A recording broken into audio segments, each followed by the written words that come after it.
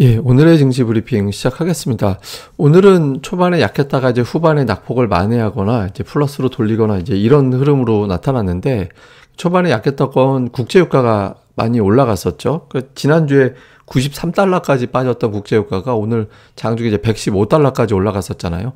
유가가 다시 올라가게 되면 금리를 이미 한번 올렸는데 그럼에도 불구하고 유가가 올라간다? 이러면은 유가 올라가고 금리 올라가고 이중적인 부담이 커질 수 있다. 이게 이제 부담으로 작용하면서 이제 초반에 약세를 보였죠. 근데 다만 이제 국제유가가 우리나라 장중 돌아갈 때는 조금 빠졌거든요. 그래서 유가에 대한 부담이 초반에 좀 강하게 작용했다가 이제 중간 넘어가면서부터는 조금 풀리면서 낙폭을 하락 출발했지만 낙폭을 줄일 수 있는 이제 그런 분위기로 갔고요. 그 다음에 이제 또 하나는 이게 이제 뭐냐면 시장에서는 그러니까 유가하고 증시하고의 연관성을 보여주는 지표입니다. 이게 이제 보면 대체로 이제 위에 올라가 있잖아요. 0보다는 이제 플러스 값을 갖는데 이번에 마이너스 값을 갖고 있어요. 2001년도에 마이너스 값 갖은 적이 있었고 지금 거의 20년 만에 처음이거든요. 이게 무슨 의미냐면 지금의 유가의 등락이 정상적이지 않다. 그러니까 유가가 올라가면 주식시장이 강하고 유가가 빠지면 주식시장이 빠지고 이렇게 돼야 되는데 유가 올라가면 주식시장이 빠지는 그런 엇갈림 현상이 나오고 있거든요. 근데 잘 보시면 이런 현상은 되게 짧은 기간에만 이루어졌다가 다시 툭 튀어 올라갔습니다. 그러니까 비정상적인 어떤 유가의 연동성은 이제 금방 끝난다. 그러니까 유가가 빠지거나 증시가 올라가거나 또 반대 경우가 될 수도 있겠죠. 그러니까 지금은 어쨌든 고유가 상황 자체가 주식시장에 부정적인 영향을 주는 거는 그렇게 오래 가지는 않을 것 같다. 이런 어떤 분석도 초반 대비 이제 낙폭을 줄이는 그런 계기가 됐던 것 같고요. 그다음에 또 하나는 이제 금리인데 연준에서 연준 인사들이 긴축을 좀 세게 할 것 같은 발언들을 계속 하고 있잖아요. 그래서 긴축 발언은 오늘도 뭐 0.5%포인트 인상해야 된다. 이런 어떤 언급들이 나왔는데 근데 정작 미국의 국채 금리는 빠졌어요. 예, 빠지면서 투자자들에게 그렇게 큰 압박을 주지는 않았죠. 다만 10년물하고 2년물 국채 금리가 10년물이 더 빠지면서 좁아졌잖아요. 이게 이제 좁아지면 나쁜 거, 벌어지면 좋은 거 보통 그렇게 해석을 하죠. 근데 이게 이제 좁아졌기 때문에 국채 금리가 빠졌어도 이게 이제 좁혀졌다라는 점에서 이게 장단기 금리 차라고 그럽니다. 두 개가 좁혀지는 거를. 장단기 금리 차가 이제 축소돼서 이게 또 경기 침체 분위기로 그렇게 흘러가는 건가? 그러니까 이런 걱정이 좀 있긴 했었는데 어쨌든 금리가 이제 빠졌다라는 점은 향후에 금리가 이렇게 급등하면서 금리 인상 이슈가 아주 매우 강하게 작용하지는 않겠구나.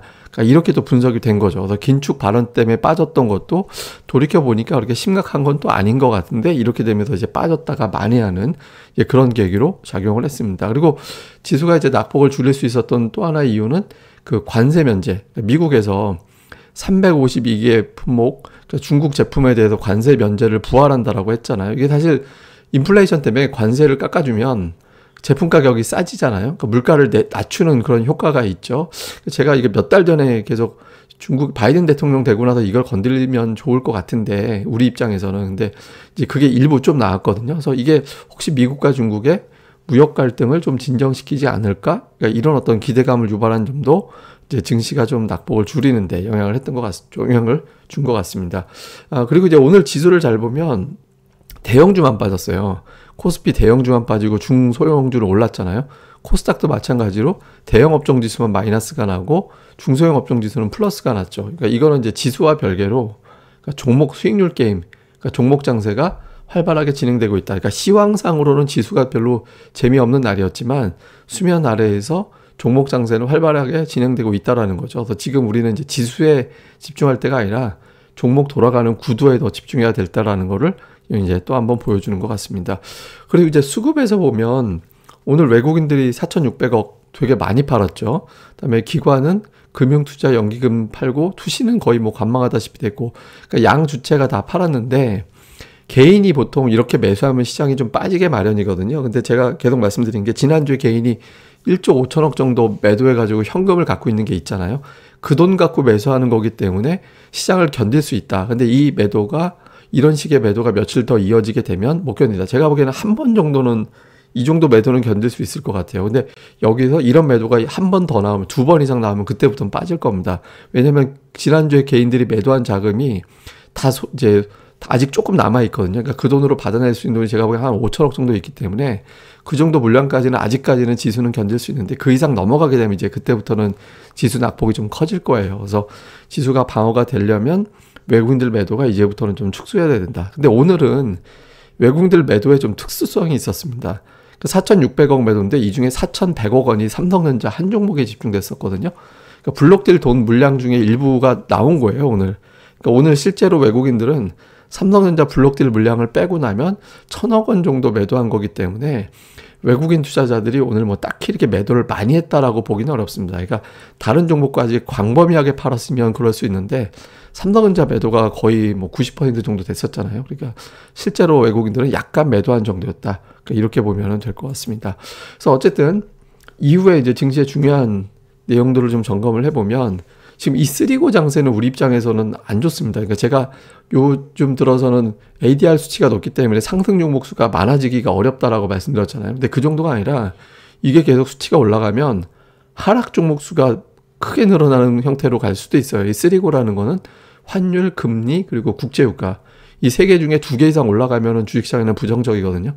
이게 좀 안정적인 어떤 모습이 나와줘야 되기 때문에 제가 특히 원유 선물 만기 이후에 국제유가 어떻게 돌아가는지가 중요하다라고 말씀드렸잖아요. 그러니까 유가가 여기서 올라가는 쪽으로 방향이 잡히면은 부담이 커질 수 있습니다. 이거 좀 계속 중요하고요.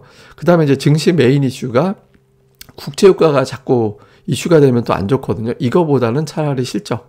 그러니까 실적 부분들이 자꾸 부각이 되고 또 이제 정책이 부각이 되고 하면 이게 정책이라는 거 지금 부양책 이런 걸로 연결이 지을 수 있기 때문에 실적과 정책으로 뉴스가 많이 나오느냐 아니면 자꾸 국제유가다. 이거는 사실은 유가에 달려 있어요. 그러니까 유가가 막 올라가 급등을 해버리면 모든 재료를 유가가 다 덮어버리는 형태가 되거든요.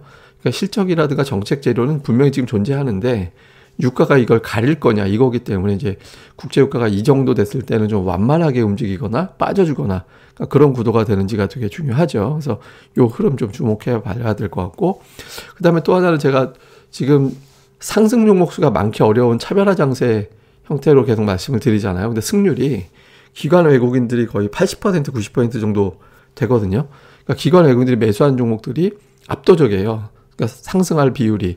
그러니까 지금 외국 기관들이 3일 단위로 일주일 단위로 이렇게 매수한 종목들을 자꾸 압축을 해서 그런 종목들이 어떤 건지 자꾸 찾아보시는 그런 대응이 필요할 것 같습니다. 그리고 오늘 특징적으로는 2차 전지, 뭐 LG화학이 사실 지금 LG화학을 2차 전지 관련주라고 하진 않는데 어쨌든 이제 LG화학을 비롯해서 몇몇 2차 전지 코스닥에 있는 또 중소형 2차 전지주들이 강했고 OEM 의류 업체들이 또 강했고 PCB주들이 강했고 뭐 이거 이외에도 뭐 강세 보였던 종목들은 몇 개가 더 있었죠. 근데 요 구도가 됐는데 이것도 좋아요. 오늘 이 종목군들 가는 것도 괜찮았는데 제가 계속 말씀드리지만 차하고 반도체가 가야 된다. 그렇지 않으면 2750은 상단이 될 수 있기 때문에 내일장 이후에 이런 종목군들이 움직이는지 뭐 이 종목들도 좋지만 이제 지수를 위해서는 이제 좀 안정적인 안전판 딱 부러지게 안전판을 만들어주는 게 중요하거든요. 그래서 전차군단 쪽 오늘 삼성전자 4,100억 내일 근데 블록들 단가가 68,800원이라서